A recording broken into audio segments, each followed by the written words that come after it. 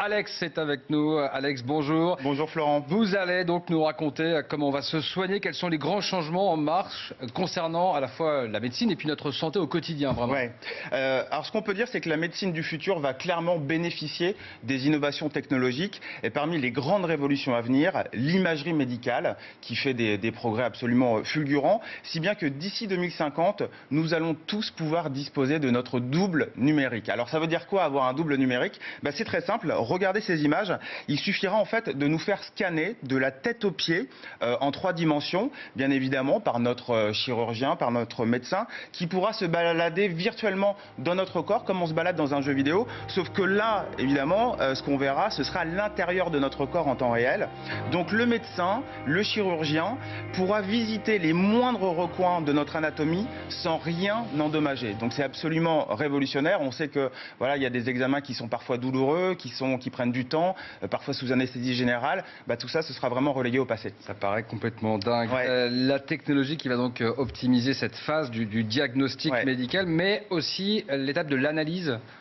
Oui, absolument. Et, en 2050, fini les analyses médicales lentes et coûteuses, et fini également l'angoisse liée à l'attente des résultats, puisque nous aurons tous à notre portée un laboratoire sur puce. Alors, un laboratoire sur puce, c'est quoi? C'est très simple, c'est un accessoire pas plus grand qu'une carte de visite, où en gros, avec une seule goutte de votre sang, il sera possible de diagnostiquer plus de 100 maladies, et tout ça en moins de 10 minutes. Alors, ça ressemble à de la science-fiction, et pourtant, ce futur est déjà en marche grâce à Luc Gervais, un ingénieur suisse que nous avons rencontré et qui nous présente son innovation.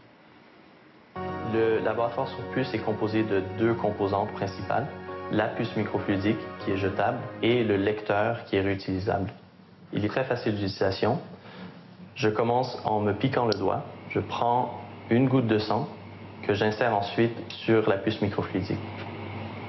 Dans une goutte de sang, il y a des millions de différentes cellules, des plaquettes, des globules rouges et des globules blancs, et aussi des trilliards de protéines, des acides nucléiques et des petites molécules.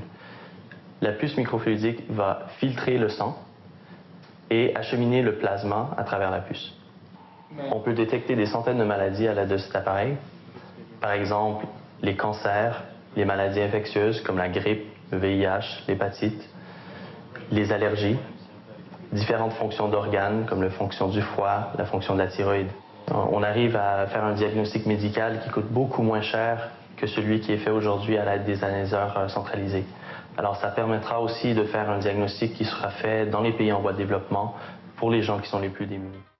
Donc on va consulter notre